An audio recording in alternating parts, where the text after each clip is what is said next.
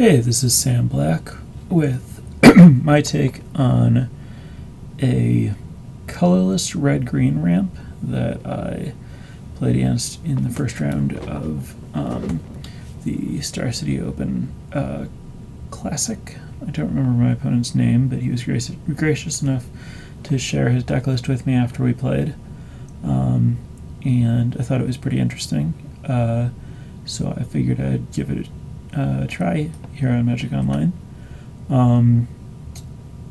Basically, what's going on is we're taking advantage of getting to play a bunch of lands that do sweet things and consistently have access to what the insiders apparently call sea mana, and do sweet stuff with it. Also, we get cards like Warping Whale that mean that we have ramp and removal in the same card, which allows the deck to take a particularly controlling role, kind of overloading on removal in a way that colorless can do that green can't do as easily, and so being base colorless lets us have more removal than a base green ramp deck would have.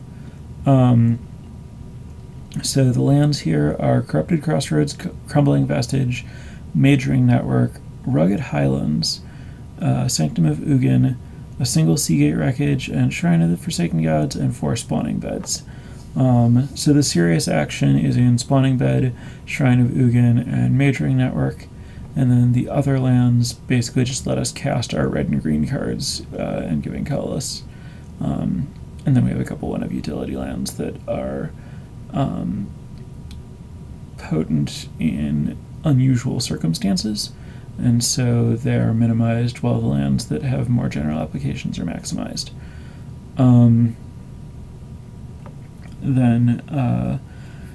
the spells, we have Warping Whale. The ideal plan is to cast Warping Whale at the end of our opponent's turn after we have 2 mana, and then untap and play either From Beyond or Hedron Archive.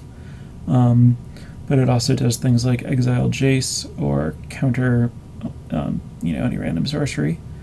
A couple of Spatial Contortions to slow opposing attackers down, as well as the full 4 Kozilek's Returns for similar purpose. 4 Atarka Monuments and 2 Seer's Lanterns. We get our ramp started a little bit late in this deck, but the hope is that the additional removal makes up for that. Then we have From Beyond and Hedron Archive as powerful big ramp spells. From Beyond doubles as a threat and tutor engine. That's just what the card does. And then we get to play Thought-Knot Seer, which is, I guess, potentially one of the big perks of the deck, depending on how good Thought-Knot Seer ends up being in Standard. But I imagine it's probably pretty good, particularly against opposing ramp strategies where they may have only a single threat. And then our endgame is a full play set of World Breakers, because it's the best way to use Kozilek's Return and Sanctum of Ugin. A single Ugin the Spirit Dragon and a single Ulamog. Though anytime we need more of those, we can sideboard up to 4 Ugins and 3 Ulamogs. The rest of the sideboard has 4 Titans presence for when we're going a more control route, especially against bigger creatures. 3 Reality Smashers, which matches up well against medium-sized attackers and lets us go on the offensive when we need to. Our ramp is pretty good at letting us cast it on turn 4, which is a fine time to cast it.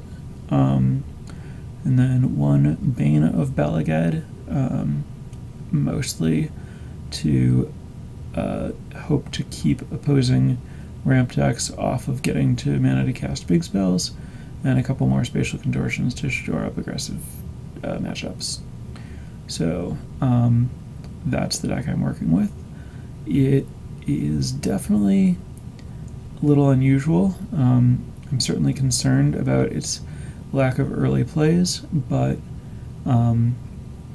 I was impressed by how well it played when it was on the other side of the table, so we'll see if it can work for me.